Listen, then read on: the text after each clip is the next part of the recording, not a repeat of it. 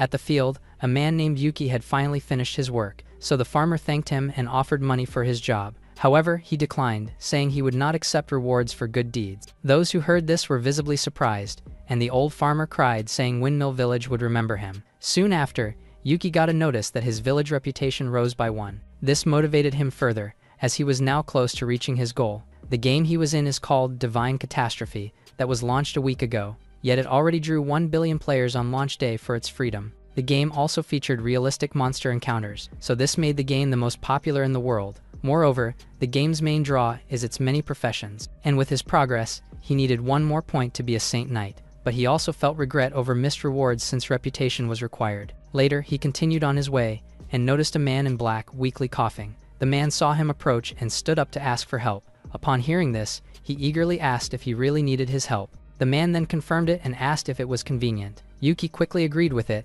and assumed Malt City missions posed little challenge. With that, the old man handed him a ring and asked him to deliver it to the city, but he found it strange because Malt City was so close. Still, the old man insisted he take it. He tossed the ring into the air, forcing Yuki to catch it in a hurry, and as a result, it landed perfectly on his finger. In an instant, a beam of light struck him and ripped his clothes. Then, he found himself dressed in a new robe, with unfamiliar gear on his hands, and a skull insignia on his chest. Confused by this, he examined his appearance, but he was cut off as the system named him a tyrant, which made the old man celebrate. He then quickly opened his interface, where he saw his profession had changed to tyrant with 100 negative reputation. He was stunned by this, as his hard-earned reputation vanished instantly. Suddenly, the old man coughed again to draw his attention. He nudged Yuki, saying they were on the same side now. However, Yuki angrily questioned him for targeting him. He then replied that he had claimed he could handle any mission, but this made Yuki furiously grab his clothes. He then shouted that his effort to earn a reputation for Saint Knight was now wasted, yet the old man still insisted tyrants outclass Saint Knights. Hearing this, Yuki could not help but feel despair. So the old man assured him he was now a disciple of tyrants and would be respected. At that moment, Yuki suddenly realized something. He remembered his reputation falling to -100, which the old man affirmed. Yuki then heard his freedom was gone and considered deleting his account. However, the old man vowed he wouldn't lose in vain and bestowed a skill. As soon as he received it, the old man vanished into flames. So he angrily stomped the ground and demanded answers, but none came. With no other choice, he moved on and decided to check the tyrant profession, but even the system provided no information about it. So, he believed he was deceived, and went back to the city to seek a new profession. After a while, he finally reached the city. However, he finds the gates tightly shut, and guards patrolling the area. So he wondered if a war or special event was about to begin, as such events often gave players great achievements and reputation. Knowing this, he thought it might be his chance to recover his reputation. So he approached the gate and asked to be let in. Before he could get closer, a guard warned him to stop or they would attack. He then looked around to see if the warning was meant for someone else, but there was no one nearby, and he realized it was directed at him. He then tried to explain he wasn't evil, but his insignia flared against them. So one soldier drew his sword and shouted that a tyrant was coming. The soldiers charged at once, forcing him to flee, and realized he couldn't enter the city. At that moment, the ring on his finger suddenly lit up, and a system prompt appeared asking if he wished to activate a villain's skill. While he wondered what it meant, he accidentally tripped. As a result, he rolled across the ground, and he was soon surrounded by soldiers. With no other choice, he looked at his interface determined to restart later. He finally decided to activate the skill. His ring then immediately ignited with blazing flames. At that moment, a soldier rushed forward to strike him down, so he turned around quickly and drew his sword. When the attack came, he easily dodged it. Then he raised his blade next and countered with a swift strike. With this, he successfully dealt 1,000 damage to the soldier. He was then stunned to see a critical hit, despite being only level 1, but he was soon branded wanted for attacking a guard, so he hurriedly asked the surrounding guards for forgiveness. However, they ignored him and continued their assault. Left with no choice, he fought back while repeatedly apologizing. As the battle continued, he noticed 3 soldiers charging at him with their skills. He was certain he was finished, and braced himself. But when their attacks hit him, he realized it barely hurt and only reduced 5 points of his health. After realizing this, he immediately counterattacked. He cut them down and drained their health while still muttering apologies. Before long, the area echoed with his voice apologizing. Eventually, he was the only one left standing, surrounded by fallen soldiers. At last, he finally had the chance to check his interface again. He then confirmed his power was tied to the villain's skill, fueled by his bad reputation. After learning this, he looks around thinking his luck isn't that bad. Though he escaped jail, he sighed knowing he couldn't return to Malt City. So he decided to head for Chaos City. but he checked the soldier's gear first, but only found steel. Not long after, the guard leader arrived with reinforcement, but they arrived too late and found bodies and equipment piled aside. One soldier then reported an adventurer was responsible, though he doubted it. Nevertheless, the leader set a bounty of 200 gold on Yuki, but while he vowed their laws would not bend, Yuki casually walked off yawning. After a while, he was notified of a bounty on his head worth 200 gold, so he grumbled that his Saint Knight dream was crushed by this negative reputation, and his only comfort was the villain's skill, lasting a minute with an hour cooldown. Setting that aside, hunger soon overtook him and slowed his steps. Just then, he spotted a villager nearby. He thought the village might have food, so he greeted him. However, the man recognized him as a tyrant and fled in fear. Seeing this, he considered fixing his reputation, but he's uncertain if it could be achieved. Later, when he entered the village, the residents raised weapons, ordering him to stay away. He tried to explain himself, but they all scattered in panic, so he was left all alone. He was then confused how they knew he was a tyrant, until he spotted the insignia on his chest. But his stomach growled again,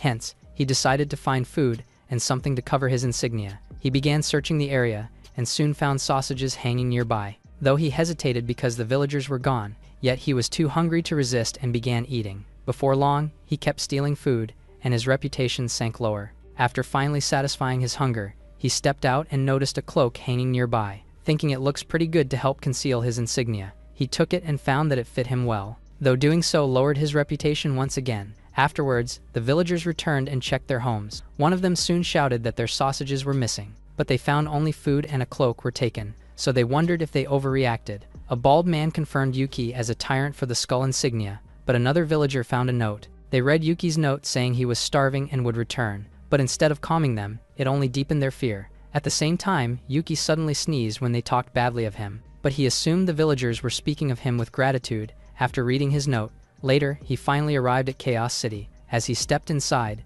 the attention of the surrounding people shifted toward him. He also saw people lying in the streets and wondered if this was truly Chaos City, since forums said Chaos City was a brutal three-way zone, but in person it felt worse. After walking for a while, he spotted a tavern. He recalled that such places were ideal for gathering information and supplies, so he decided to enter the place. After he took a seat, the bartender asked what he wanted. Thus, he ordered 20 milk and 20 long-lasting food portions. The bartender then remarked that this was a pub, not a nursery, which caused the nearby drinkers to burst into laughter. Despite this, Yuki refused to order alcohol, so the bartender warned him that everything there was expensive. Yuki then replied he'd earned 50 silver from monsters. However, the bartender said the order cost 4 gold and doubted Yuki could pay. The adventurers nearby also jeered that only the wealthy could endure Chaos City. When Yuki stood up, they laughed even louder, but they saw him move toward the notice board, so they advised him to leave. Some even warned the missions were deadly and beyond him, yet he ignored them and picked up one of the posters. He presented it to the bartender, and asked where rewards could be claimed once he finished it. The bartender frowned, and asked if he was serious about hunting a Kasky. The moment the name was mentioned, the room fell silent, but it soon erupts into laughter. The bartender then said a Kasky's reward could open a tavern, but warned it was vicious. However, Yuki left saying he would return, so the bartender warned against empty claims. While others spoke of rare Kasky meat, Yuki resolved to claim the reward and clear his bounty. Meanwhile, the bartender figured Yuki would die and bring no earnings, so he slammed the table in frustration, muttering that his order was taken too. With that, he set the poster aside thinking it was a waste. Especially the mission involved a high-level Kasky with a 500 gold prize. Later on his way, Yuki began searching for a nearby pond. He recalled Kaskys lived in such areas, yet the land felt too barren, so he stopped to rest first, and he felt hunger returning again. As he ate some dry food, he remembered the forest to the northwest and decided to go. Later after his meal, he felt satisfied and ready to move on. However, the ground suddenly began to shake. He looked around but saw nothing, so he wondered if it was a quake or a beast. Soon, the tremors grew stronger, so he drew his sword excitedly, thinking his prey had come. But what emerged on the ground was only a small worm. Disappointed by this, he let out a sigh, but in the next instant, the creature rapidly expanded into a massive form. It turned out to be the level 40 Kasky, so he felt lucky and surprised why it came here instead of a pond. Before he could think further, the Kasky opened its mouth. It even tried to lunge at him, so he rushed forward to counterattack. His blade struck the creature, dealing 830 damage, and he continued without hesitation, dealing the same amount of damage. However, he failed to notice it retaliating, so he was struck by its huge tail, and he was sent rolling across the ground. Lying there, he felt annoyed that the damage dealt seemed so little, but he quickly realized his attributes had increased more than 30 times. Therefore, he concluded that if the fight continued like this, the Kasky would eventually fall before him. The monster let out a piercing screech once again, and Yuki responded with a shout as he charged forward as well. Leaping into the air, he moved above the Kasky and caught it off guard. He then adjusted his position midair, and he turned toward it to finally end it. With immense power, he drove his sword down deeply into its head, so the Kasky then let out an earful cry from the pain. Soon after, the system notified him his Kasky hunt was complete. Taking advantage of the corpse lying there, he took its epic horn and rare scale, knowing the reward was great. Unfortunately, the equipment needed level 25, but he was only level 13 earlier, so he felt satisfied since defeating the elite monster gave him many levels. And for once, he saw Tyrant valuable, but he longed to change class to not be hunted. Moving on, he turned to the corpse and decided to put all points into strength to take it. Afterward, he tried to drag the corpse with all his might, but the Kasky was far too large to move, so he exhaustedly slumped to the ground thinking someone might steal it if left behind. Yet he had no choice but to return first and hand in the task. Later at the tavern, he confidently declared that he had killed the Kasky. The room fell silent for a moment after hearing this, but some adventurers began to doubt his claim, thinking he's just bragging. On the other side,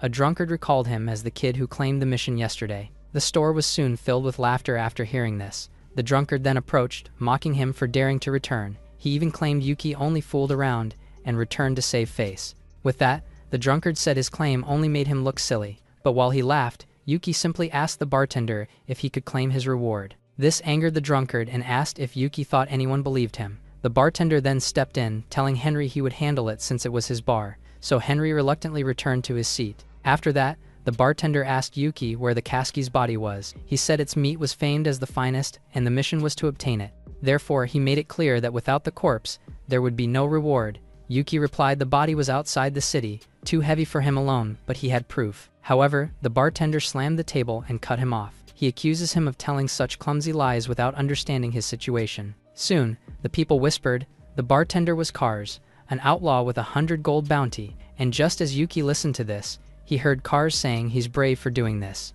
He then removed his glasses, saying it had been long since anyone dared mock him, so he chose to show his strength, and demanded who Yuki thought the fool was. Yuki quickly felt the crushing aura, and now understood why all feared him, but he still insisted the Kasky body was outside, and it was up to him to check. As for the reward, he made it clear that it had to be given. Kars was momentarily stunned hearing this. Soon he laughed loudly, asking the crowd if they heard Yuki. He then leapt over the counter, confronting him, and asked if he was being threatened. Without hesitation, he threw a punch, declaring that he was courting death. But Yuki simply smiled and waited. When the punch came, he dodged it with ease, though the impact still surged beyond his frame. Kars then scoffed, claiming that he's just a little fast. So he prepared another strike, and was confident it would land this time. Realizing he wouldn't pay him, Yuki resolved to teach him a lesson. As the punch neared, he calmly said he wouldn't kill him for his golds. The crowd heard this, so they ridiculed him, and shouted for Kars to destroy him. However, just as Kars' fist was about to land, it suddenly stopped midair. He had noticed that Yuki's sword was already pointed at him.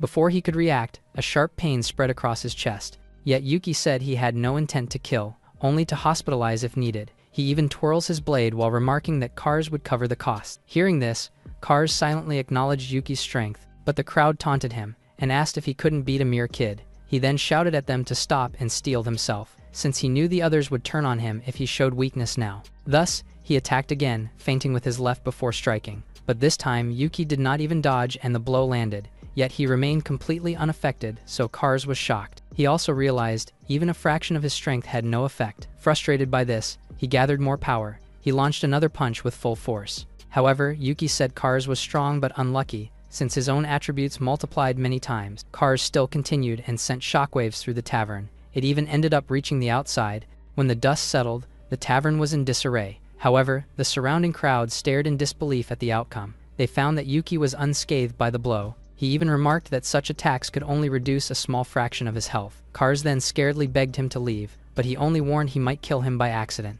So he raised the sword, deciding to strike with the flat side. The people nearby watched cautiously. Even Henry began to wonder if Yuki's claim about killing the Kasky was true. Soon, painful screams filled the tavern as Kars was beaten. Yuki then wondered what to do if he still refused, since each hit sliced away Kars' life. With that thought, he coldly declared that it might be better to kill him instead. Kars was frightened by this and finally agreed to pay. Hearing that, Yuki accepted since it saved him from dealing with Kasky's body. After sheathing his sword, he asked for the money, and Kars said he'll give it quickly. Afterwards, he gathered the coins but dropped some on the way, so he had to pick them up by himself. Then he placed them into Yuki's bag. Once done, he asked if it was correct and Yuki replied based on his own count. He stated that the payment was still short by 20 silver coins. This immediately made Cars break into a sweat, and without wasting time, he rushed inside to get the remaining amount, but he only finds his cabinet empty, so he slumped to the ground realizing he had nothing left. Suddenly, Yuki appeared and reminded him of what he had said earlier.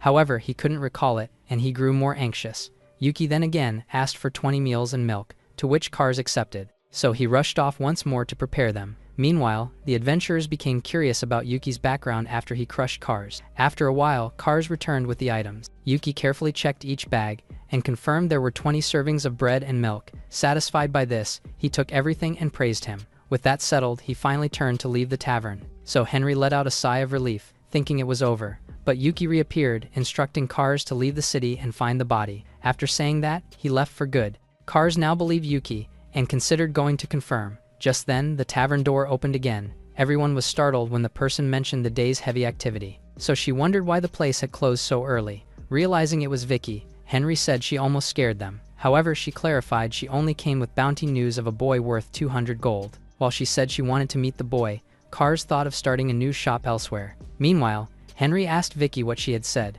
She repeated she hoped to meet the boy, but he asked about her earlier remark, so she then mentioned a weak-looking boy with a bounty of 200 gold coins. Hearing this, Cars asked if the boy was wearing a black trench coat. She proceeded to show him the profile, and questioned how they knew. Seeing the bounty was double his, he finally understands why he can't beat Yuki, but his expression led her to suspect that he had already met him. She then offered 10% of the bounty if they revealed Yuki's location. Yet Henry refused because Yuki wasn't weak since he easily beat Cars. Upon hearing this, she turned to Cars for confirmation, but he only warned her to mind her words, and her eyes fell on his chest wound. Thinking Yuki might be easy to approach, she proceeded to ask where he went. The adventurers nearby then assumed her end was near due to this. Meanwhile, Yuki wandered through the city, but failed to find a blacksmith. He also needed to visit City Hall to offset his bounty. Yet with only his current skills, he feared arrest, as his villain power lasted too briefly. Realizing he needed preparation, he checked his inventory. He looked at the Kasky horn and considered its use as a weapon. At that moment, a man near an alley asked what he was looking for, so he replied that he needed a smithy. The man then claimed to be the best blacksmith in the city, but he doubted him due to his appearance, so the man explained he only wore proper attire while working. Upon hearing this, Yuki found it reasonable. Suddenly, the man led him away and asked if he wanted to repair or craft weapons. Yuki grew wary, knowing blacksmiths sell their work first, yet he stayed confident in his skill. So once inside the alley, he stated that he wanted a weapon crafted. The man eagerly asked for materials. Hence, he took out the horn and the man quickly eyed the valuable material. He then promised him to forge the finest weapon in exchange for it. However, Vicky arrived and exposed him as a liar. The man grew enraged by this and asked her to explain herself. She then called him Brian, who's known for fraud and scamming her of the ruby previously. Still, Brian argued it wasn't her concern and accused her of spoiling his goodwill. So she pulled out a paper and was determined not to repeat the past. She then showed Yuki's bounty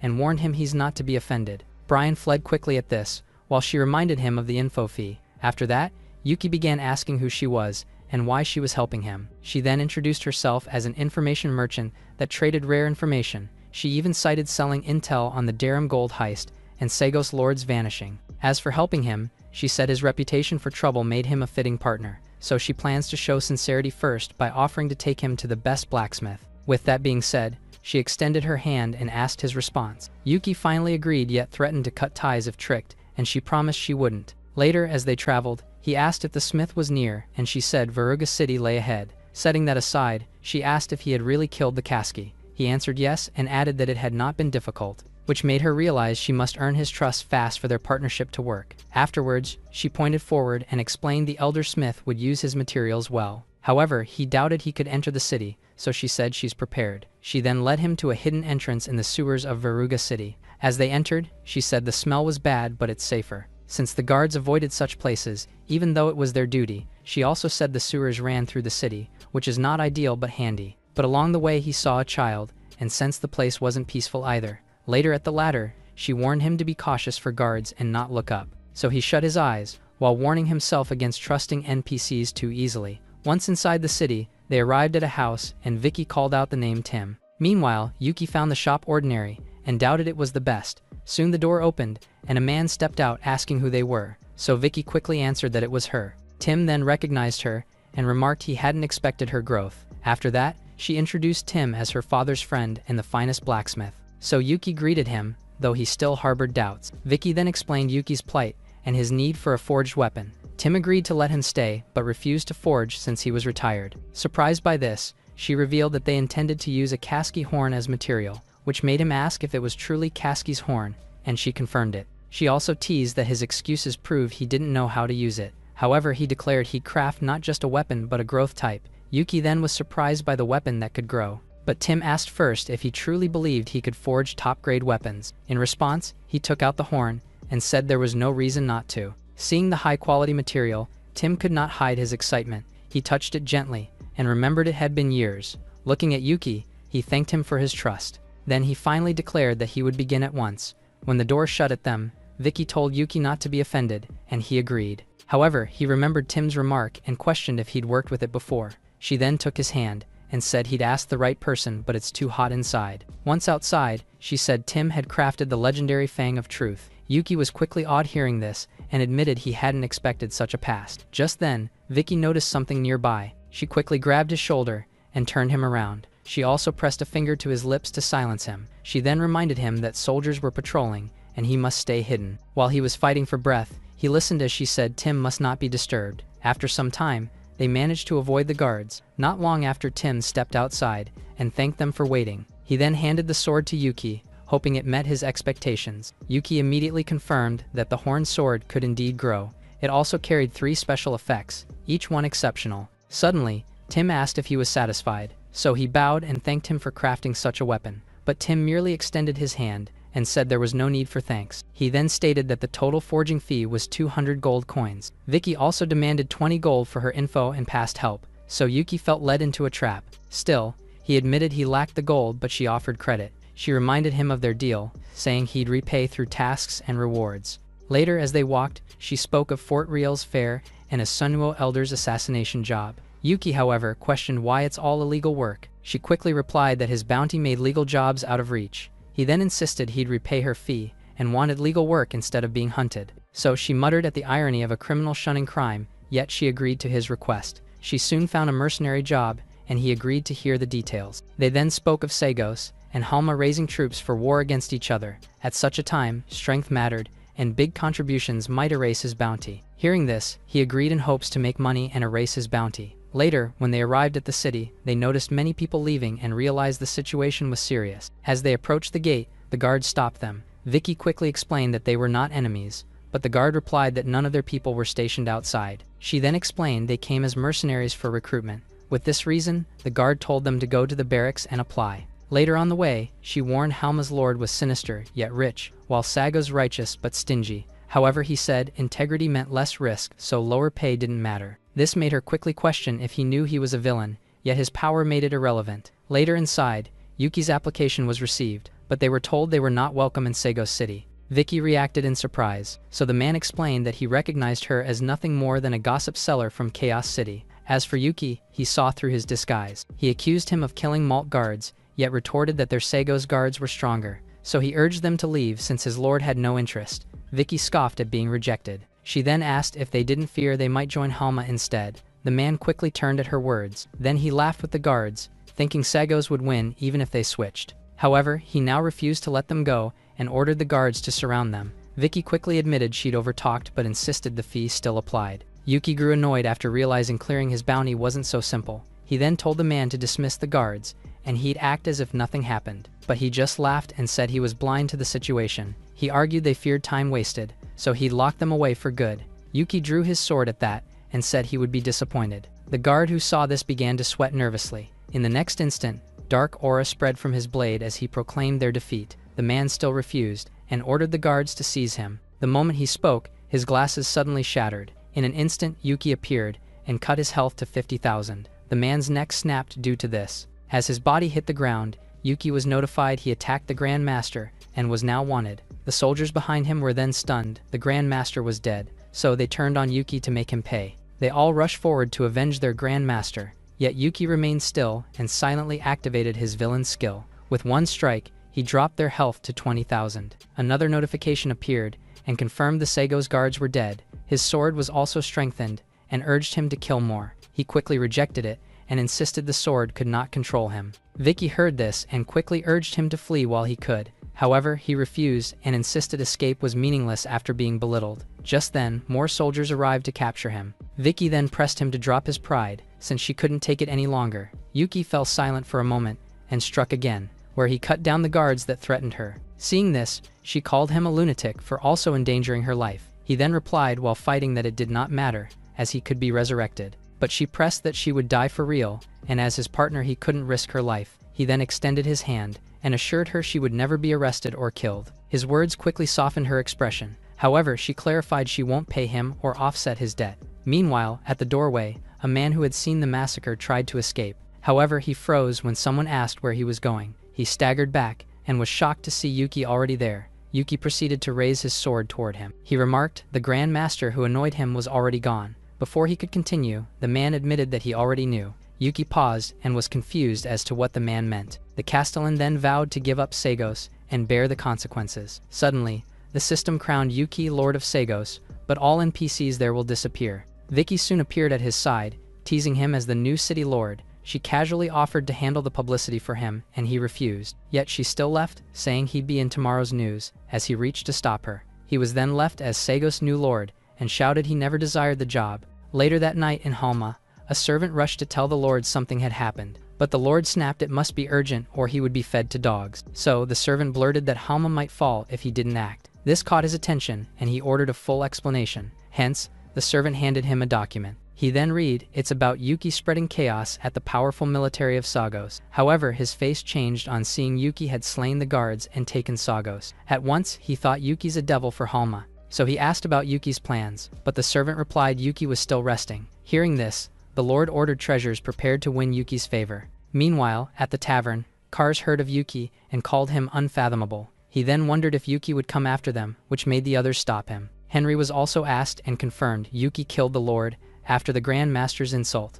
Listening to this, the entire tavern fell silent. Elsewhere, other players complained leveling was hard, but Yuki easily toppled Sagos, but one of them warned to be careful since a guard nearly slew him for verifying it. Suddenly, a girl said the person's name was Yuki and pressed them to visit Sagos. Meanwhile, Yuki got notices granting him power to set city rules. So he was amazed by the benefits, as city lordship was not his goal. At the same time, the former city lord remained kneeling before him. He believed his end was near, and Yuki only delayed it. However, Yuki asked why he still knelt and told him to go, yet he still refused and believed he's playing tricks on him. Just then, noise erupted outside. Yuki stepped forward to inspect, while the lord braced for death. However, he just passed by him and remarked that players were arriving. From the balcony, he saw a large number of players gathered below. However, they began to leave, thinking it's a wasted trip. Hearing this, Vicky questioned if they weren't afraid of Yuki. However, Yuki asked about her absence, and she said she promoted him for visitor gains. He then said his original plan was to gain money for bounty,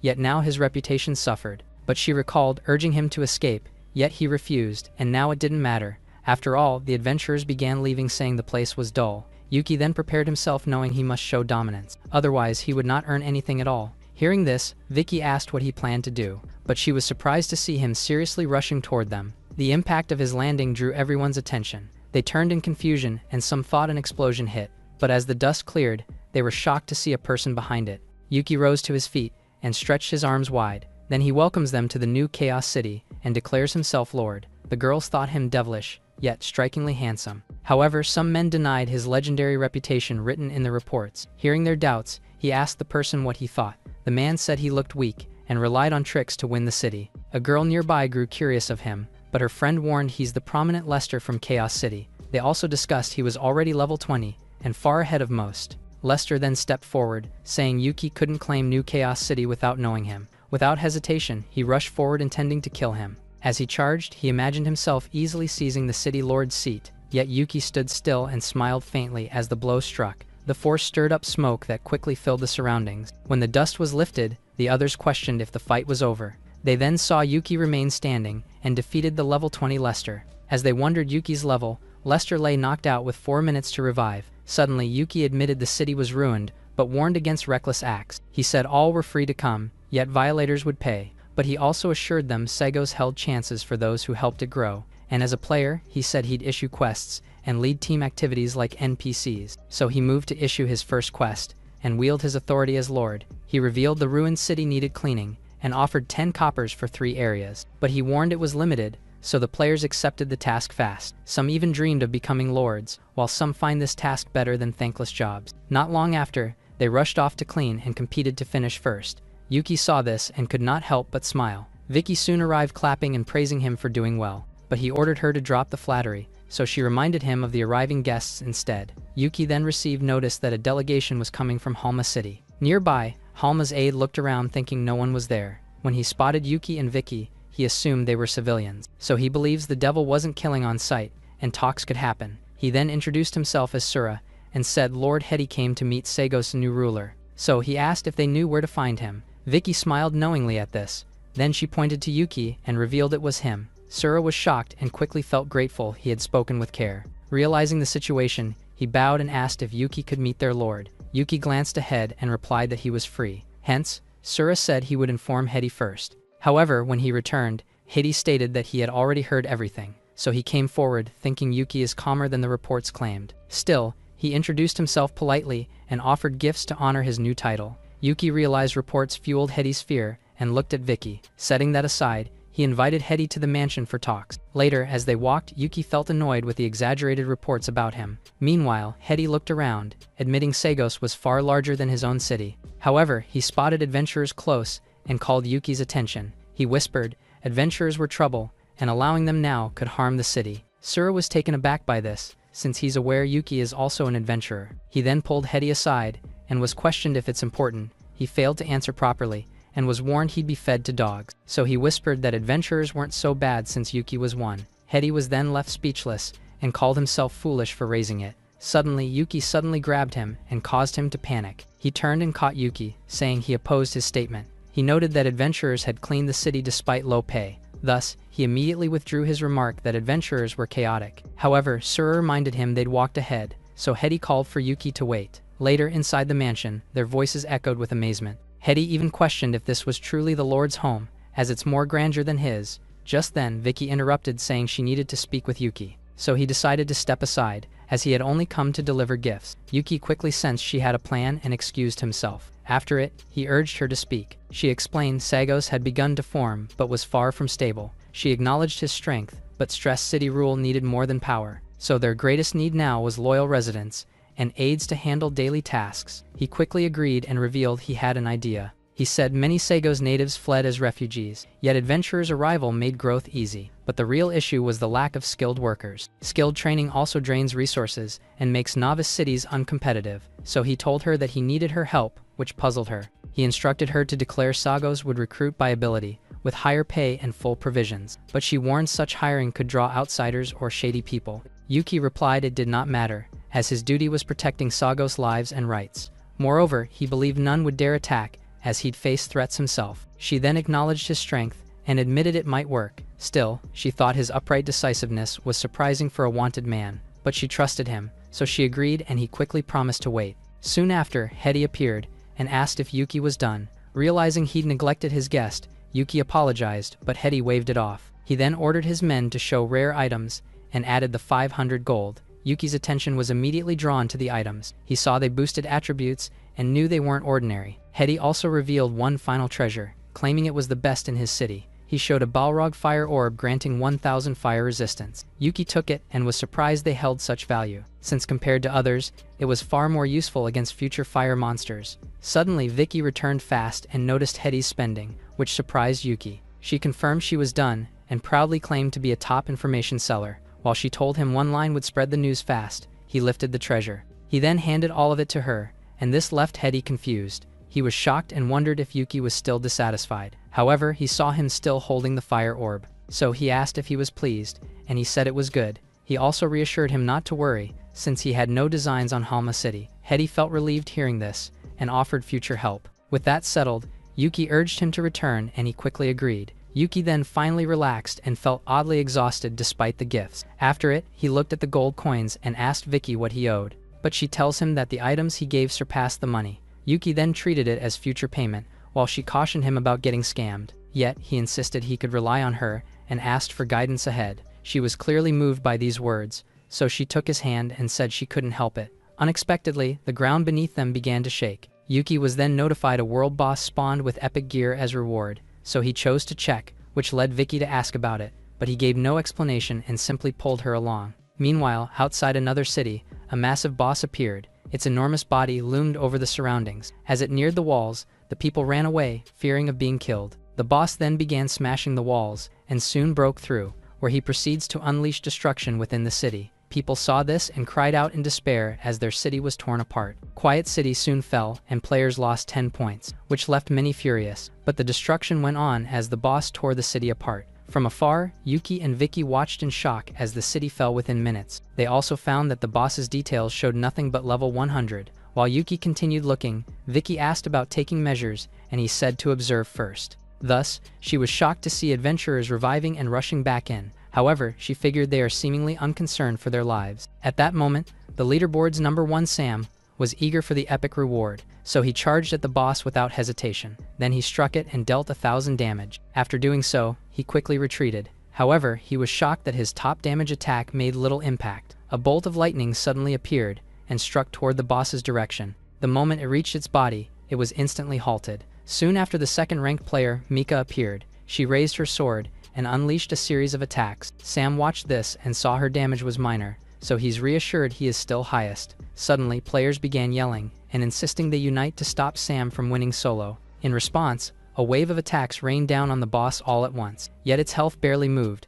and remained at 99%. With a single strike, it sent multiple players flying away. Vicky continued to watch everything unfold, but the boss's gaze shifted toward her, so she immediately grew uneasy and asked if it was coming their way. Yuki calmly told her to lead the people to safety, but she asked about him. In response, he confidently said that he would kill it. Meanwhile, the plaza erupted in fear as players rushed to leave to reset Resurrection, but Vicky stepped in, calming them as she led them toward escape. She also assured them their city lord would buy time for evacuation. Hearing this, the players looked ahead and spotted a lone figure outside. They realized it was Yuki, and that he intended to face the flame giant alone. As he ran, players nearby worried about losing rank after being knocked aside. So the girl spoke of retreat, but her eyes caught someone rushing forward. Seeing it was a person, she questioned his choice to fight. They then warned Yuki to fall back since he would only lose points. At that moment, the boss turned to Sam and Mika. Suddenly, Sam suggested resting, since their strength is drained, and Mika agreed. But deep down he felt relieved, knowing his damage still ranked highest. Just then Yuki passed by them.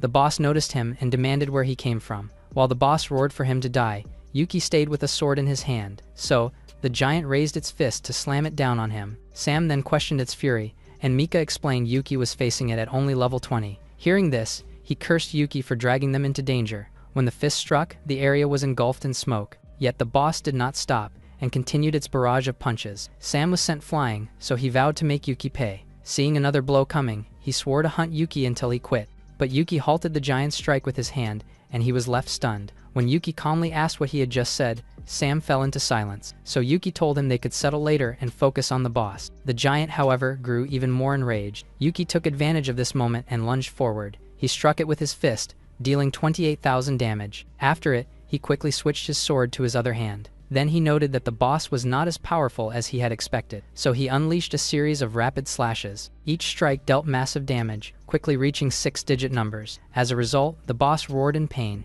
yet he still insulted Yuki as an insect, but Yuki said it was too slow. He then moved swiftly across its body to strike again. This time, he finally dealt damage worth millions. Seeing multiple critical hits, he felt a sense of satisfaction. Before long, the boss's body began to crumble. However, Yuki sensed something was wrong. A blue flame began to swirl, forming a violent tornado. From afar, onlookers saw the giant grow larger and gathered to watch. Meanwhile, Mika was shocked. Yuki triggered phase 2 and questioned his identity. Moments later, the giant rose larger with 30% health left. Yuki then attacked once more and dealt another 1,000,000 points of damage, but to his surprise, it had been reduced by half. Before he could think, the boss's hand shot at him fast, so he vanished in a flash and escaped as it tried to trap him. After that, he appeared right before its head. He then figured its eyes stayed weak despite its body getting stronger, so he rushed forward and struck its left eye, dealing 1,000,000 damage. Before pulling away, he struck twice, dealing 3 and 7 million damage. Suddenly, light struck the field and made the people around lose their health. Meanwhile, he drove his sword into the boss until its health dropped to 1%. Not long after, it finally reached 0. Sam and Mika then held their breath, waiting for what would happen next. Soon, cracks spread across the giant's body, and it shattered and dispersed into the wind. So Sam cursed in disbelief that Yuki beat a level 100 boss alone, but his voice faltered when Yuki suddenly landed before him. Fear gripped him as he thought Yuki might retaliate for his earlier words. Yet Yuki simply walked past without a glance. Soon, the system announced Yuki killed the boss, won a bracelet, and gained NPC's favor. Upon hearing his name, players realized he was Sagos' new lord, and even killed the boss alone. So many chose to settle in Sagos, and thanked Vicky for her taking them. Vicky received their gratitude and offered jobs or info for a price. Just then, her attention shifted to someone asking if this was Sagos City. Meanwhile, Yuki saw followers behind him and asked why. Mika then voiced interest in him and Sagos, which quickly echoed by others. So she warned more would come soon because of how he defeated the boss. At the same time in Halma, Hedy anxiously wondered if Yuki's words hid meaning. Sura watched him in confusion as he continued overthinking. He reasoned Yuki did say he won't strike, but he easily gave away the gifts. He also suspected Yuki still saw value in them despite the poor gifts. Thinking of this, he concluded that the value of the gift was still not enough, so he told Sura to come select items for Yuki, which baffled him. Back in Sagos, Vicky greeted Yuki when she saw her. She even asked about his condition and urged treatment if he's hurt, but he assured her he was fine and just hungry, so she asked for a chef. Hearing this, she lightly scolded him for worrying her, then said she had news. Later at the plaza, a large crowd had gathered, so Vicky called for silence and announced the arrival of the city lord. Confused, Yuki asked who they were and she said they were his recruits. She proudly added they were all talented workers gathered afar. The crowd quickly rushed to Yuki asking for jobs and housing, so he calmed them first and quietly wondered what lives they had endured. Once they settled, he promised these conditions, but only for the capable. Suddenly, a hammer hit the floor, and a man named Oak revealed he was an intermediate smith. Soon after, a woman named Freya said she was a mid-level chef with enhancing dishes. Hearing this, players were shocked since mid-level NPCs were rare. Yuki then called them forward, and they praised his keen eye. After that, he looked at the rest, asking if more wished to apply. Suddenly, another figure raised a hand wanting to join Sagos. However, she first questioned if her safety could be guaranteed. This quickly caused the crowd to suspect she had rare skills or was a criminal. But Yuki calmly assured her she'd be safe, unless he fell or the city collapsed. Hearing this, she removed her hood and declared her intention to work for him. She named herself Kelly, a rare senior chemist, and was unseen since launch, so the players were shocked since other cities can only afford starter-tier chemists. However, Yuki welcomed her to Sagos with confidence. Suddenly, someone shouted he wished to join but was late due to the flame giant. He introduced himself as Savi, an auctioneer, and added that Vicky knew him well. Vicky confirmed it, but warned Yuki he often changed jobs. Even so, Yuki valued his skills, and said the low pay caused it, so he welcomed him. Upon hearing this, Savi expressed his gratitude and pledged his service. Later that afternoon, Yuki finally felt relieved as the NPC issue was resolved and the city took shape. Vicky agreed and asked how he planned to set the tax rate. Yuki was about to ask her about the standards in other cities when Hedy suddenly arrived. Hedy called out and presented a treasure found by his men. He opened it and said he intended to offer it to him. Yuki then found it was an obsidian gem with an unidentified status. This unusual item puzzled him, and also wondered why Hedy kept giving, but he knew refusing might cause trouble, so he kept it. After he thanked Hedy, he returned to his discussion with Vicky. She then explained tax rates varied by terrain, but most were 15 to 20%. He found the rate too high, but Hedy confirmed it was true. She also added that's why many like her are forced to stay in Chaos City. Yuki quickly frowned upon hearing this, so he took out his token and tossed it in the air before stating that he understood. He then declared Sago's tax would be 1%, and Vicky asked if he was sure. He reasoned 1% would suffice once the city thrived, which made her smile. The next day, Oak asked for 10 tempered steel and offered 1 gold, so players quickly rushed forward competing to complete the task. Seeing these quick gains, people noted mid-tier tasks are better, but they noticed a line nearby. Some players there wondered why the shop had not opened after cleaning. Kelly soon appeared holding sanitizer and ordered hand cleaning before entry. As she sprayed them, she explained that she was particular about cleanliness. With that, the players were all transformed clean. Once inside, they were amazed by the potions on display. After all, such items offered 30 points and instant leveling. Suddenly, a girl named Fiona arrived, drawing all eyes as her gap with the second ranker was just 2 levels. Fiona was irritated being called by her name, though she knew she couldn't change it. She then focused on strength potions to help her finish the missions to level up. With that in mind, she bought 2 bottles, and Kelly promptly thanked her for the purchase. As she departed, she recalled the mission rule, so this extra supply is worth it. Just then, a delicious scent caught her attention, so she turned around to see where it's coming from. She then found Freya selling freshly baked buns. After a glance, she saw the food could boost her strength, so she bought 2 dumplings, and Freya agreed. Afterwards, she finally left with many rare items, and hoped to succeed this time. Later, inside the dungeon, she quickly engaged the surrounding monsters. With a single swing, she split one cleanly in half. Due to this, she soon noticed how much easier the buns made each strike. But more enemies approached, and it's signaling the real challenge, so she met them head-on without hesitation. After the fight, she rested, thinking she bled a little but won faster than before, and at last she finally reached the door where the boss was. After drinking a potion to enhance her strength, she pushed it open. She was then immediately welcomed by the demon boss. The boss did not wait and began to attack her, so she countered and dealt 6,000 damage, but this high number caught her off guard. As she steadied herself, she saw the food and potions combined to give far greater boosts. While she wondered if this was the effect of advanced potion, the boss lunged again, but this time she felt confident to fight and prove who was boss. Soon the system announced she cleared the land of chaos and earned the pioneer title. At Malt City Tavern, players were glad by this, though others doubt they can finish the dungeon. They then recalled buns and potions that could help and wondered where to find it. One player suddenly remembered something, so he hurried off and the others followed, thinking he knew the source. Meanwhile, in the city of Rosen, the city lord gathered with other leaders. He said, since Sagos's new lord rose, their city's lost men and peace was at risk. Another city lord also confirmed Shadi's economy was hit. Hearing this, the others turned to Klaus, asking if he had a solution. Klaus calmly said they would send troops to Sagos to hunt Yuki. They quickly cautioned him that Yuki's power was proven by slaying the giant flame, but he merely sneered, saying that was why they gathered to eliminate Yuki. He quickly offered Mord with 6,000 troops, and asked the rest for the vanguard. The green-haired lord then saw Klaus had no intent to treat them as equals. Still, they agreed to send 2,000 each, but Klaus found it too small. However, he trusted Mord to end Yuki, and asked if they opposed his command. Both lords did not, so he ended by saying they would march once all forces gathered. Meanwhile, at Kelly's potion shop, Yuki observed players fighting over the line. Suddenly, Kelly announced early closure as everything was sold, so the crowd reacted with disappointment, and some even argued. As they planned to return, Yuki knocked, asking if Kelly was there. She quickly opened the door, but he saw her weary face, so she closed it again. Then she returned wearing a mask, and sprayed him with sanitizer. Once inside, she said the buyer surge overwhelmed her. He then saw the empty shelves, and realized merchants were also bulk buying to resell, and judging by her exhaustion, he realized that order must be enforced. At that moment he thought of Savi, so he woke her and suggested auctioning her potions, which left her confused. He then explained Savi could run auctions, giving her steady profit and lighter work. She then quickly agreed and planned 30 bottles in advance to keep rest days free. Yuki confirmed and explained scarcity would let her charge more. After settling the matter, he finally left the shop. Outside, he found Vicky praising him for solving their problem, so he asked why she came. She said she had worried for Kelly, yet his swift response made it needless. But he suddenly seized her and told her timing was perfect. He also told her he had an important announcement, which left her confused. He then declared she will be governor, yet she thought he meant something else. However, she was shocked to realize he wanted her as governor. The crowd then saw his token rise as Vicky was formally named governor.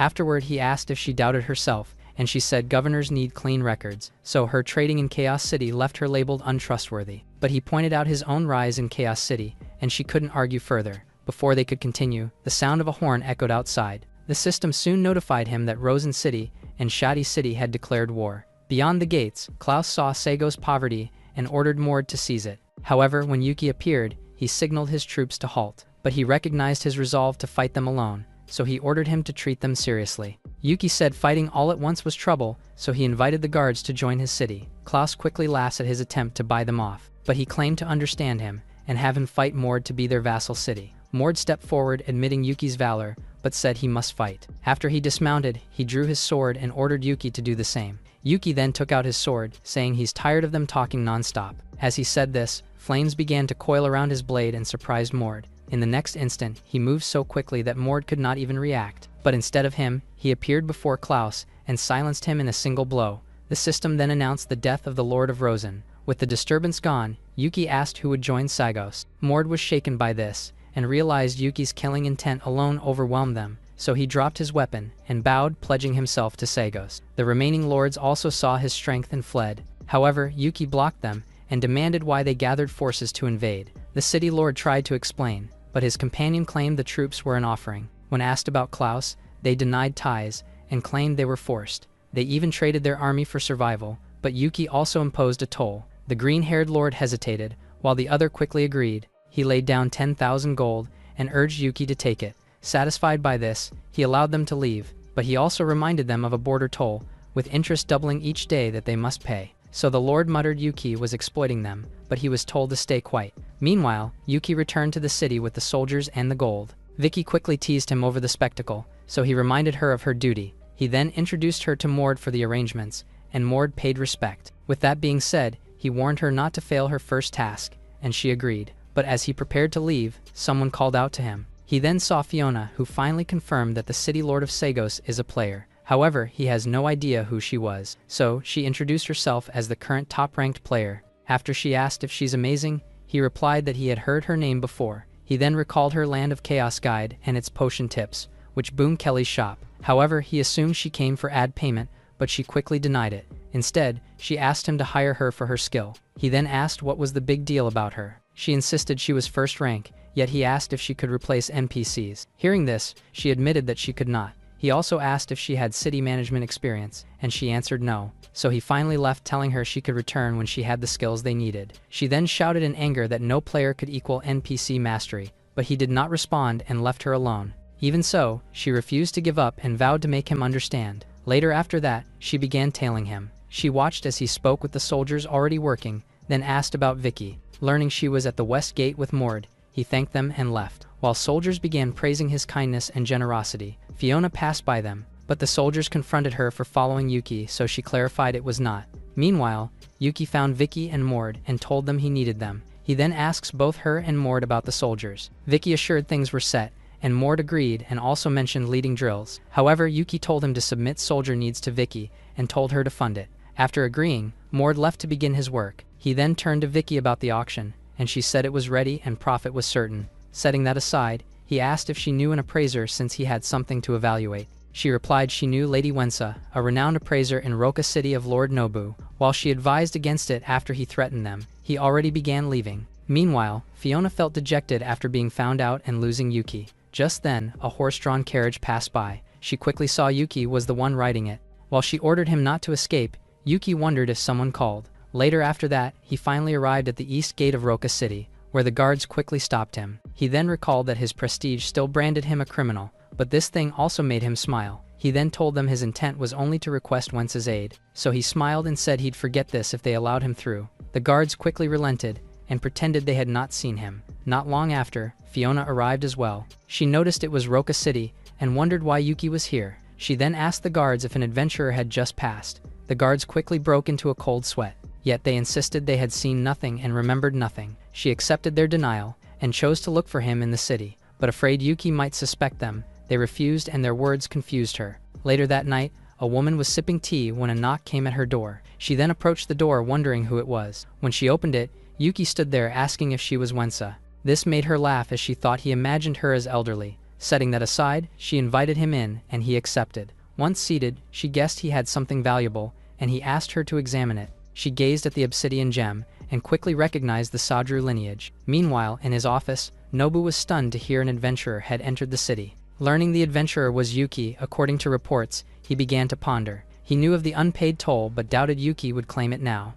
But when he learned Yuki was with Lady Wensa, he ordered offerings prepared at once. Back at Yuki's side, he asked Wensa about the Sadru family. She told him they had ruled the land once, prompting him to ask why only stories remained. She revealed the Sadru were peaceful and gifted, but their compassion brought downfall. Other races exploited them and hunted them to extinction before they could rise. Setting that aside, she noted the obsidian might require extended examination, but he suddenly stood and interrupted her. He told her he no longer sought appraisal, but wished to invite her to stay in Sagos. She was surprised by this and said it was an honor, but she clarified she needed the city lord's approval, so he resolved to use Nobu's unpaid debt. She welcomed his intent and continued the appraisal, and he offered his thanks. However, another knock came at the door, and he offered to answer it. When he opened it, Nobu stood outside, greeting him warmly. He then noted his timing was perfect and declared his intent to recruit Wensa. Nobu agreed without hesitation upon hearing this, so Wensa was utterly shocked, and when Yuki pressed her to leave now, she mentioned the gem. However, he had already taken hold of her. He explained that it could wait but not him,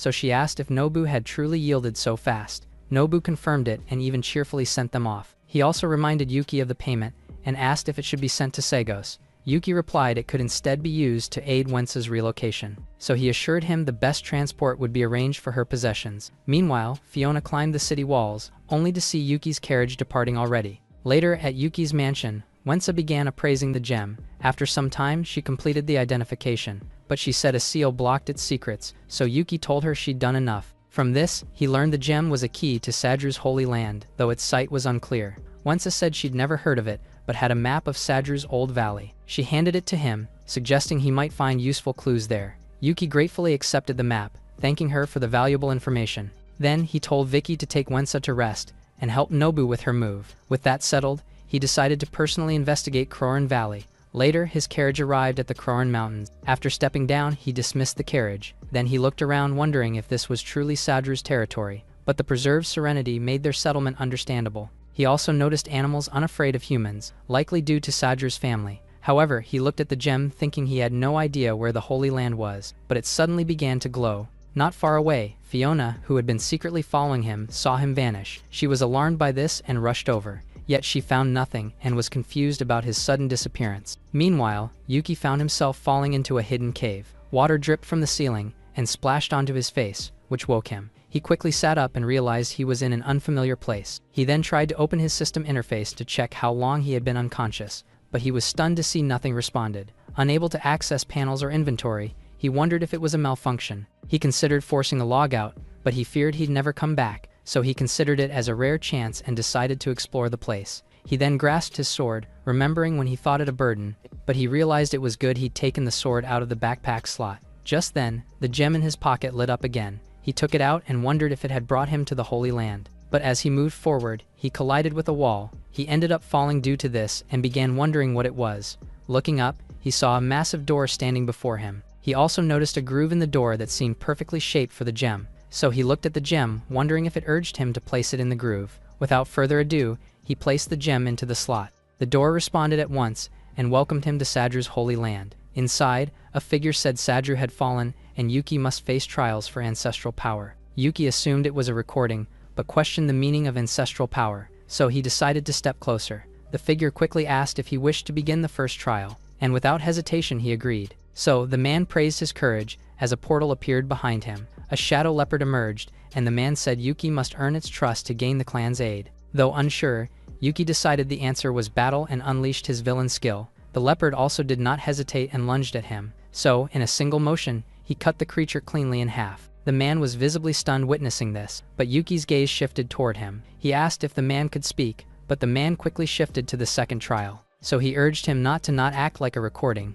but the man declared the next trial had started. Before he could respond further, something flew above him. A thunderbird emerged, and the man said Yuki must win its favor to gain the clan's strength. Yuki was still questioning the situation when the creature attacked. In an instant, he was lifted into the air by swirling currents. Realizing it controlled wind, he knew close combat was useless, so he took out his sword and hurled his sword directly at the creature. The blade directly struck the bird, and it vanished immediately. Yuki then fell back to the ground, saying the trial was easy. However, he became worried about facing a strong foe next, since his skill was fading. So he asked if more trials awaited or if they could simply talk instead. The man replied, each round drained energy, and the next stage would only start after a week. Hence, he urged Yuki to prepare, but he answered only with a flat stare, so he furiously questioned his reaction. Yuki brushed off the question, saying he'd return in a week and wanted to leave now. Once he was transported out, the man let out a long sigh of relief. He also began to question Yuki's need for power and how the ancestors ever lost.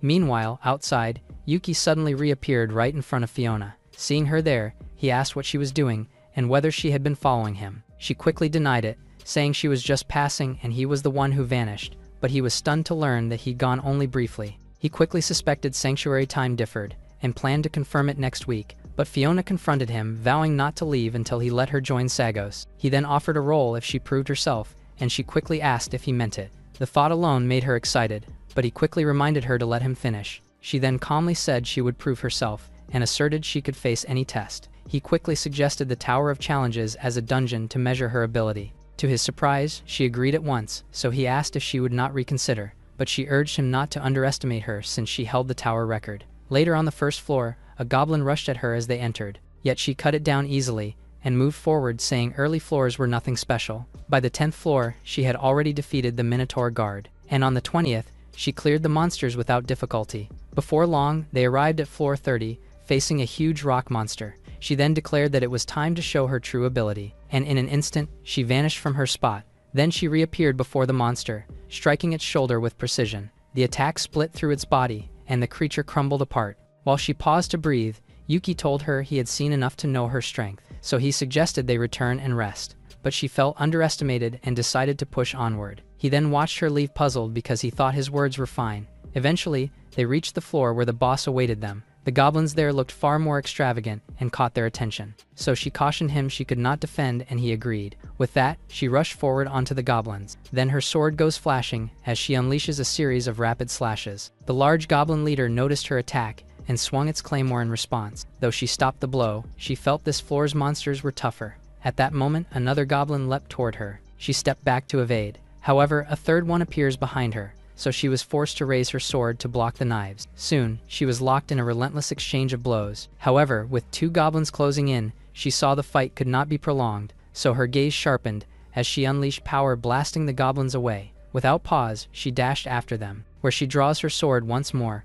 before vanishing from sight. In the next instant, multiple slashes cut through the air. When she finally reappeared, the goblins collapsed one after another. When all of them exploded mid-air, she asked Yuki if he had seen it, but he only yawned, asking if she was finished, which angered her. She then questioned his dozing and pressed to ascend further, yet he said he knew her strength and wanted to lead next, to which she agreed. Back on the first floor, the goblin questioned their return, but Yuki casually kicked it aside without pause. Fiona found it cruel, though he replied he could crush them with a single strike. By the 10th floor, he had already pierced the Minotaur with ease, and on the 20th, he cut down all the monsters in a single attack. At the 30th floor, he crushed the rock monster barehanded, so Fiona wondered how, but she recalled stronger monsters awaited, and waited for his confidence to break. Not long after, she excitedly pointed out the goblins ahead. He simply drew his weapon, wondering if it was finally time to use it. With one slash, he cut them down, and called them needlessly flashy. She was left stunned once again at how easily he handled them. As they continued, she realized he was only level 22 and relied solely on basic strikes, but she believed his captaincy weakened monsters,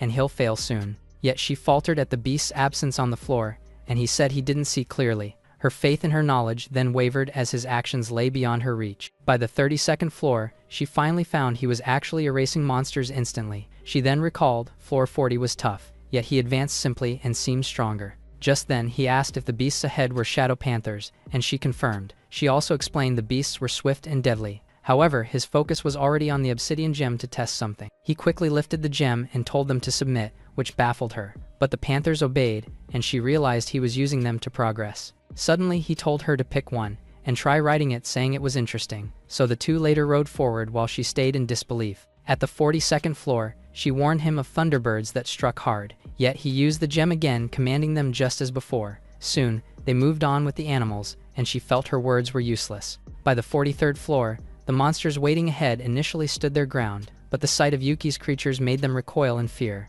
Regardless, Yuki ordered his beasts to kill them. The leopards and the thunderbirds attack at once. Fiona watched this and thought these beasts had no link, yet they battled together, so she looked at Yuki and wondered how he did it. Meanwhile, Yuki realized pets gained strength from masters, enough to form an army. Once done, he patted a leopard and told Fiona to head up. Moments later, she asked how he became city lord and tamed monsters. He said it was a long story, and he'd show her someday. Later at the 50th floor, they finally arrived. The level 59 lighting crofts saw them, and said challengers were rare here. Fiona was also surprised to see the unique boss had a clone as guardian of this floor. Suddenly, Crofts commented that the leopards had betrayed their master, but he questions if they really think they are worthy of challenging him. Yuki stepped in, saying he'd fight, but Fiona urged him to stay with his pets, so he just smiled and urged her to watch him. Crofts heard this and quickly attacked him, but his lightning did not even lessen Yuki's health. He found it arrogant and vowed revenge. He began forming a lightning ball in his hand. Then he blasted him with deadly lightning beams. However, Yuki was unaffected by this attack. Seeing this,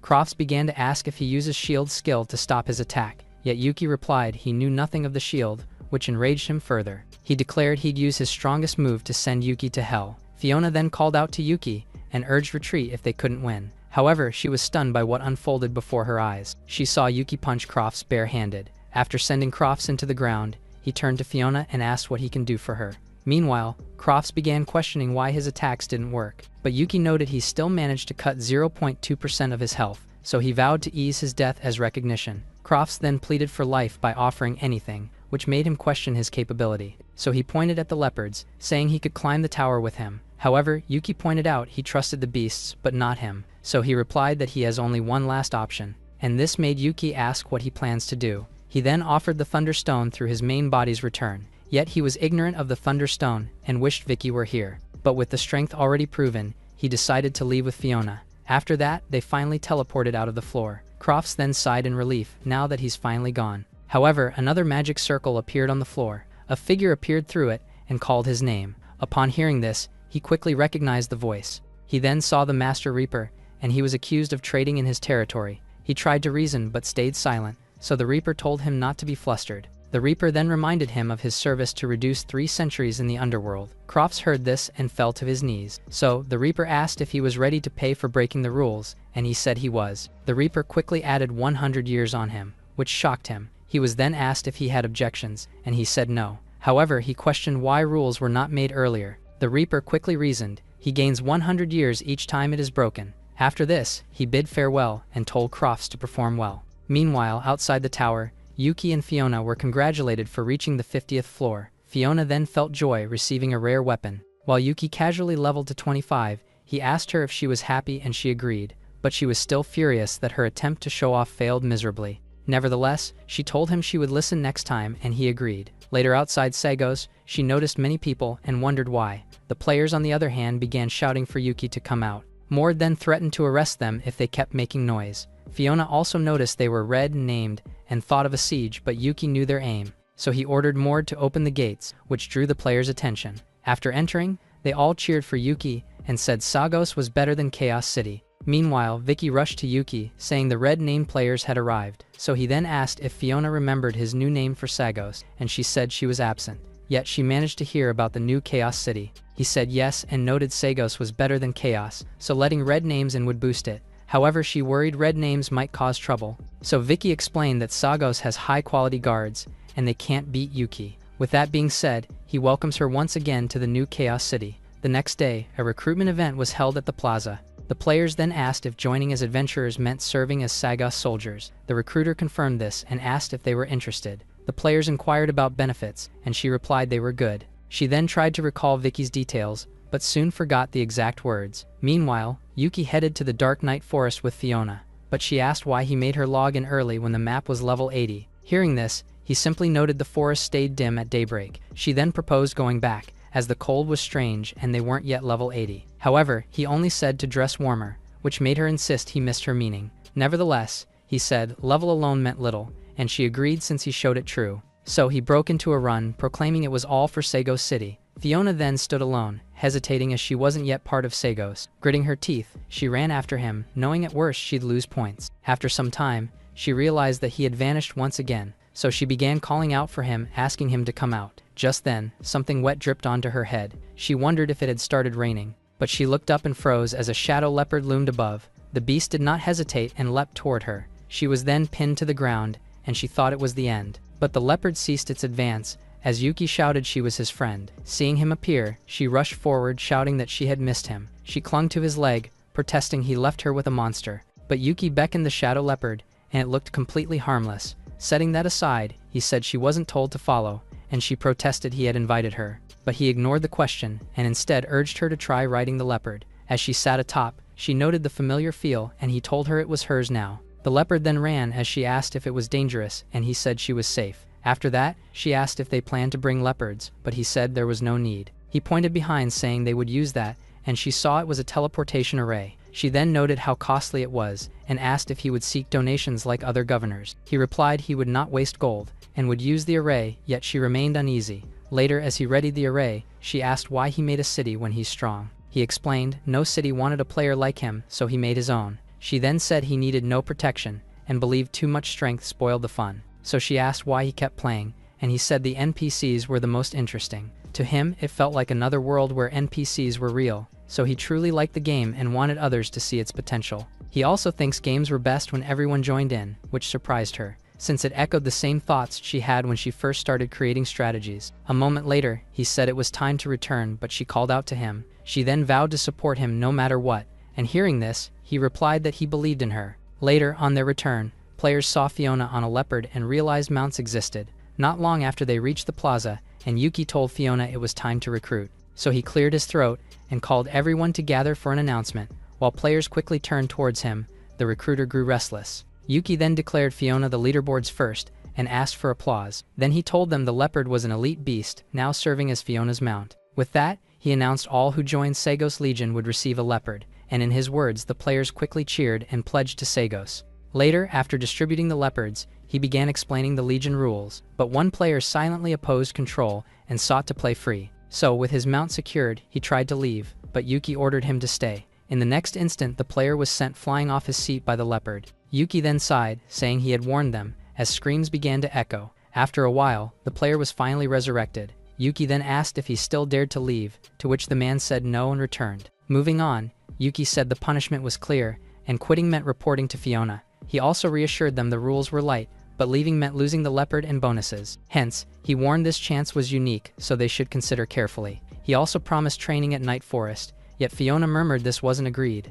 So he replied it wasn't so different, just new ways to play. He also said that after training they could launch city sieges, and after seizing more land, even NPCs couldn't ignore him. He also mused that hidden second jobs in cities could replace his tyrant path. Amused by this, Yuki laughed and made Fiona long for her earlier emotion. Meanwhile, back at the stand, the recruiter finally recalled the mount reward. However, by then, the surrounding crowd had already dispersed. Back on the grounds, Fiona confirmed all Legion members were present. She then asked Yuki if they should depart and he agreed. After teleporting them away, he said they must not fail. He then thought the Legion's start was easy, and Fiona's skill would prevent issues, but remembering city matters, he hurried back. Along the way, he thought another Legion must form to conquer cities. Yet the cost was high since even keeping a teleport array needed 10,000 gold, so he thought leopards as mounts meant Thunderbird would not be a problem. Still, a second teleport array cost 20,000, so he thought of auction profit, but he pushed forward, and certain his goals would lead to his Saint Knight dream.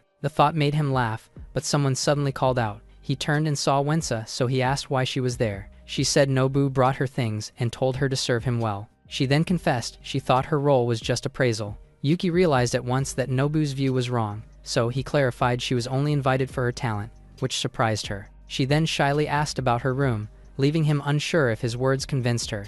Even so, he told her to rest, and have Vicky arrange rooms later. He left after saying this, and she called him feeling confused. After finding a place to hide, he accepted he couldn't return to the mansion. But he heard someone ask why he hadn't returned, and quickly knew it was Vicky. While comforted by her return, she pressed him about being in trouble. So, after explaining briefly, she assured him she'd handle Wensa's arrangement. After that, she raised military costs, and hinted at something interesting. She handed him a document, which he recognized as a bounty order. She revealed the request to explore dwarven ruins carried 30,000 gold reward. He then assured her he could manage and promised good news soon. Later, he boarded a carriage, but he was told another rider shared the route, and he agreed to share. A moment later, a level 37 player named Yaya arrived. He quickly noticed her attire marked a special role, and wondered why she stood there. Then he remembered he is a red name player. Thinking it didn't matter if she refused to ride, he left it at that. But seeing her actually enter, he concluded she was confident in herself, yet he let it go as he thought they might not meet again. Once the carriage began moving, time passed quickly. Soon the coachman woke him, announcing their arrival. As he paid the fare, he asked if there were any ruins nearby. He confirmed ruins were at the summit, but warned all who went vanished. Yet he ignored the warning, so the coachman marveled at his courage. As he walked deeper, something burst from the bushes. Yaya appeared aiming a gun, and demanded why he followed. He clarified he came for the ruin, and asked if she headed there. When she confirmed it, he suggested that they travel together. She quickly agreed under threat of death for suspicion, and he accepted. But he also thought her earlier shot might have ended him, and her restraint intrigued him. Along the way, they met monsters, and she struck them down with precise gunfire. Then she fought off a pack of wolves with her knife, and even threw bombs at them, which wiped out pursuing enemies with ease. So Yuki remarked she surpassed Fiona, yet she answered with a cold threat. But he continued to propose they share their rewards, and assure her fair treatment. Before he could say more, she vanished from sight. Suddenly she was at his back and rejected his offer as unworthy. Without hesitation, she struck his neck. Then she leapt away, and hurled several knives toward him. Upon landing, she raised her gun. Then she fired directly at his head. Just as she readied a bomb, He asked if he was now qualified. She then saw him at full health and asked if she wished to continue. But she finally said she'd hide her skills from a temporary ally and they cooperated. Later, the ruin's entrance, Yuki admired dwarven craft, but she noted he'd barely helped. So he told her not to say that and asked how to open the door. He then began to look around and pulled the hidden switch he found. However, Yaya's cry made him spin around. He rushed into the passage to help, but she said she wasn't in danger. Just as she urged him to watch his footing, he had already jumped and fell to the water. So her words ended when he appeared in front of her. After that, she told him to stop soaking and pointed at the stairs. They reached safely, and she criticized him, but he explained he was just worried. So she dropped the matter and asked for their next move. He pointed at another lever nearby and suggested pulling it, but she warned that it might be another trap. Yet he acted too soon, so she told him to listen first. At that moment, a wall slid open, revealing something rising from within. They stepped closer and were both stunned. As Yuki examined it, he wondered if it was some form of ancient technology. His interest even grew when it began to stand. However, its arm impaled him, and Yaya hastily told him to retreat, but he thrilled at its might and suggested they haul it back to guard the city. So she decided to shoot it, and the robot quickly fell back. Yuki then rose and questioned her, but she replied they couldn't waste time on that. Still, he told her to let him repair it next time first, and this time she agreed. They soon faced a blazing barrier that sealed the passage. Yaya figured her rope was useless and told him they must detour, but he stepped forward, telling her to wait while he disabled it. She then began to wonder if the flames were only illusion, yet when she tested it, the heat burned her and took half of her health. So she looks at Yuki wondering why it doesn't hurt him. Meanwhile, Yuki feels he's just bathing in a hot spring due to his fire resistance bead. He soon pulled the lever and called for her to follow. She then demanded how he was unaffected, yet he only said to hurry. Soon, they encountered a spinning blade that Yuki wanted to take and made her ask why. He ignored her and reached out, but was cut by the blades, so he quickly threw it away to stop it. With this, he realized the dwarven trap needed a power source, and she said that was natural, so they continued forward and reached the central area. Yuki began saying the bounty was too high for such ruins, but she disagreed. She also added the reward wasn't high and asked how the gold would be split. He was then stunned to see hers was 3,000 while his was 30,000. She showed surprise too, so he asked where she obtained it. She explained she was a bounty hunter and her mentor assigned all tasks. Hearing her words, he questioned if she knew how to check a bounty order, but she looked at him with a confused expression. So he explained only guild-sealed orders were valid and hers might not be. She then cursed her unreliable mentor and swore to leave once she's licensed, but this made him feel sorry for her because mentors were always troublesome. Suddenly, a voice echoed through the chamber, mocking them as fresh prey. In front of them, a machine began to transform. It even let out a distorted laugh as it addressed them as foolish humans. Yaya quickly consumed a potion to boost her evasion, preparing to test how long she could endure. But the machine warned them not to try, since they had no chance to survive.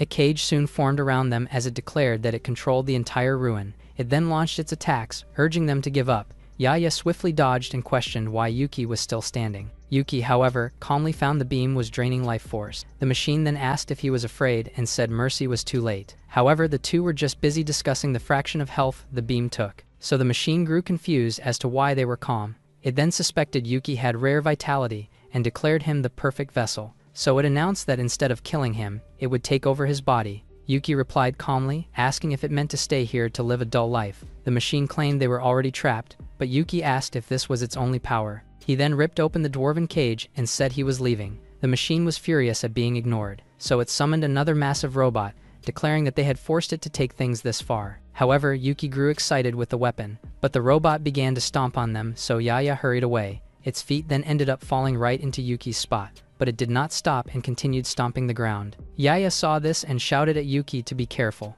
The machine then ordered the robot to strike the final blow, but a bomb fell on it, and it exploded instantly. Yaya continued forward, knowing if Yuki died, she could never beat the robot. However, he appeared behind her and asked not to blow up the robot. He even lifted her and told her he would solve the problem. After he successfully distanced her from the robot, he turned to the machines, thinking how to stop them. He even considered binding them before anything else. The machine panicked at his strength and chose to forcefully take his body, so it proceeds to rush forward with a plan to kill him. When the beam landed, Yuki realized Bacchus was trying to enslave him with a contract. But since Yuki was stronger, Bacchus was bound as his servant. Bacchus then proclaimed that Yuki's body was his, so Yaya rushed to check on Yuki, who had fallen silent. However, Bacchus panicked when he couldn't control him. Yuki quickly explained that players cannot be taken over, which puzzled Yaya. He said Bacchus had bound himself as a servant, which panicked him further. Regardless, He ordered Bacchus to join the robot and follow to Sagos. Bacchus resisted, saying he could not leave a soulless body, so Yuki replied coldly that death was easier,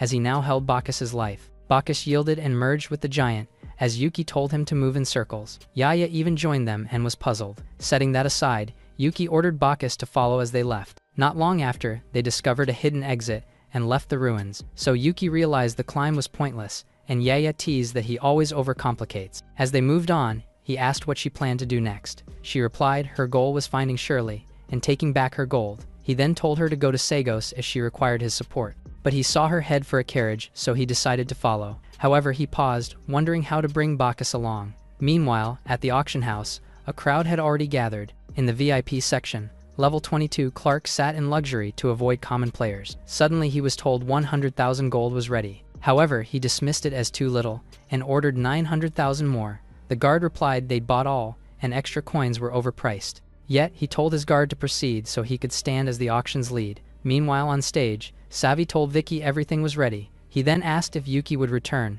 but she said she wasn't sure. So he said it was a pity, as the auction would make history. Moving on, he finally welcomed the crowd to the auction. Suddenly, Vicky heard a familiar voice asking if the auction had begun. She saw Yuki return and told him he was just in time. Knowing this, he took out an item to add to the auction. Then he told her to show Savi the updated list backstage. She saw it was dwarven craft worth 50,000 and asked how he got it, but he only said it was secret and went to bid as well. Back on stage, Savi introduced the Swift Potion, with price hitting 1,000 gold. Yuki listened as bids rose to 1,200 before Savi declared the winner. However, he noticed a familiar figure below. It was Yaya, and he immediately had someone invite her to his room.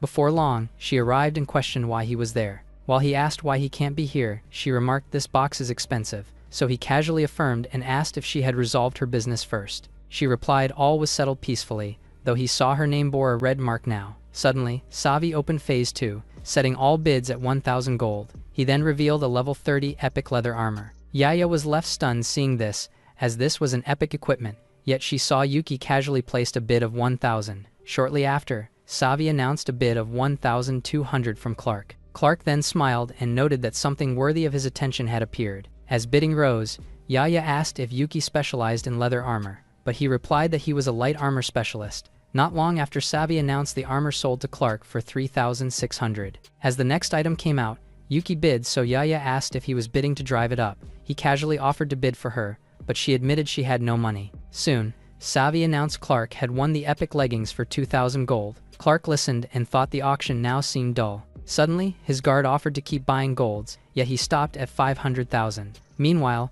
Yuki encouraged Yaya to bid for the thrill. He urged her to place the next bid, and she was startled. But he pointed at the weapon and told her to bid the maximum, so she told him not to fault her if the bid climbed, and he agreed. She then pressed the button several times, so Savi announced Yuki's 5,000 offer should secure the item. Clark heard this, and suspected it was a challenge to him. Meanwhile, Yaya confessed to overpressing, though Yuki was unfazed. So she asked what if no one raised the price, and he said money wasn't an issue. Suddenly, Clark raised the price to 7,000, which Yaya felt was excessive. However, Clark stayed confident since he's the richest man's son. To his surprise, Yuki immediately pushed the bid to 10,000. The numbers continued to climb as Savi announced each increase. So, at 19,900, he remarked he'd never seen such fierce bidding. Suddenly, Clark raised the price to 50,000 gold coins, so the hammer fell and the item was sold to him. With that, Clark wondered if anyone still dared to challenge him. But his attention soon shifted to the next item. He saw a box and became curious about it. However, Savi said the name would stay hidden, as some might bid too quickly. He then called on the audience to witness a masterpiece. As the display case opened, he revealed an ancient dwarven craft. It's a spider-type machine with a starting price of 50,000 gold coins. The crowd reacted instantly, and bids surged to 100,000. Savi then noted it could run endlessly at peak intensity when powered. He also added it could serve in battle, so they must take this chance. Clark grew furious as bids rose, and baffled how others could afford such sums. He even suspected gold was scarce because others secretly hoarded it. Meanwhile, Yaya asked Yuki if the machine had come from the ruins. He confirmed the find was real and suited for sale. On hearing it was usable, she wondered why he let it go. He explained, Bacchus mastered dwarven tech, so there will be more. Meanwhile, Clark told his guard to amass more gold regardless of expense. The guard then doubted it's worth it, but Clark insisted. Yaya soon saw the gold rate jump to 1 to 300, so she decided to sell the gold coins she held and Yuki agreed. After she left, Vicky arrived and asked what Yuki needed. He then instructed her to transfer city gold to him, and she complied.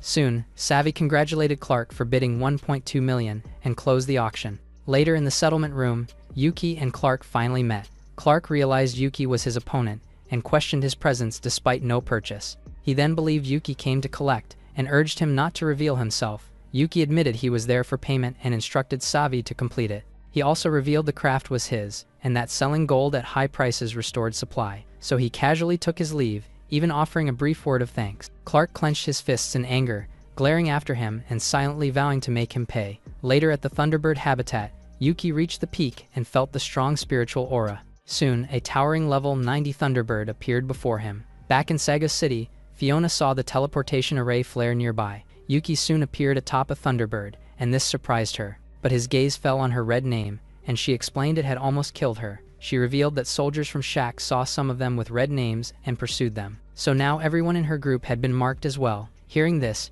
he recalled the nearby city was close to Sagos and thought of visiting, so he quickly took off on his mount as Fiona called for him to slow down. Meanwhile, in Shaq City's council chamber, leaders gathered. It was reported their forces faced Sagos' adventurers and fell to Shadow Leopard attacks. After hearing this, the city lord asked the messenger to stand down. Then he turned his attention to his son Mike, who seemed deep in thought. Mike then said he went to Sagos last night's auction and saw something remarkable. The city lord was then astonished that Yuki mastered dwarven craft secrets. He knew dwarven lore was rare and Sagos tie is vital, yet conflict had begun. Suddenly, a soldier rushed in, reporting an adventurer riding giant bird in the square. He also added that the person was Yuki. The city lord then grew nervous, wondering why he came so fast, but his subordinates are already asking if they should fight or surrender. After a brief silence, he ordered everyone to face Sagos with full resolve. However, Mike advised restraint since Sagos was dangerous to challenge. His father agreed but said yesterday's clash made reversal impossible.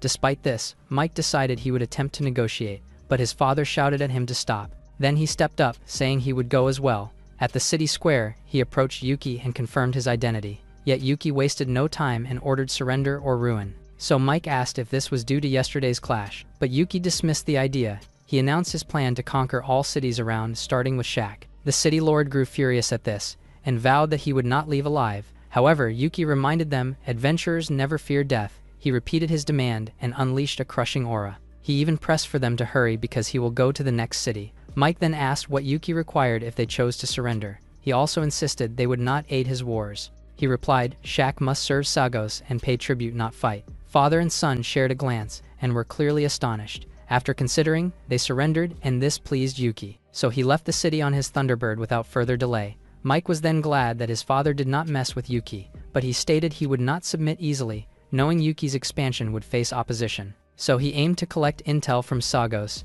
and unite cities to resist Yuki. However, if Yuki proved too strong, he would cooperate for peace. Hence, he advised Mike that solutions vary but a true lord puts the city first. Later at Roka City, Nobu greeted Yuki and asked his purpose for coming. Yuki declared he came to make Roka a Sagos vassal and asked for objections. Nobu immediately accepted without resistance. He even offered to build a teleportation array linking the cities. So Yuki agreed casually and soon departed. As he flew off, Nobu called for him to slow down, and he's puzzled by such ease. The next day in Sagos City, Yuki woke up, still feeling tired. Vicky noticed and asked why he had not taken a rest. He explained his city tours kept him out until night. Suddenly, someone arrived asking why she was summoned. But Yaya finally discovered Yuki ruled Sagos, which explained the auction. He then questioned why she didn't know, and she admitted she played alone. But he told her she need not be alone, and offered command of the Second Legion. She was momentarily stunned by the offer, but knowing she had no other path, she smiled. Then she finally accepted the offer. Just then, Fiona and Mord returned, and asked what was happening. Yuki took the opportunity to introduce Yaya as their new companion. She then greeted them simply, asking to be called by her name. So, Mord introduced himself in a composed manner, while Fiona welcomed her warmly. After that, Yuki told them he gathered them to plan the attack. He then spread a map explaining 4 nearby lords had agreed to submit. However, Chaka, White, Trotter and Stam refused, so war was declared to begin soon. Mord noted it was 1 against 4, but he trusted their strength. Yet Yuki warned it could turn into 1 against 8. This shocked everyone since he said the 4 had pledged submission. But Vicky noted the haste decision made their intent doubtful. Yuki agreed and warned that those cities might still aid his foes, like betraying him by leaking information. Vicky then offered more guards, but he said leaks didn't matter. He even smiled and noted everything was within plan. He wanted them to see that strategy meant nothing before absolute strength. He also admitted his moves would provoke the whole server, but he stayed confident, believing he had nothing to fear.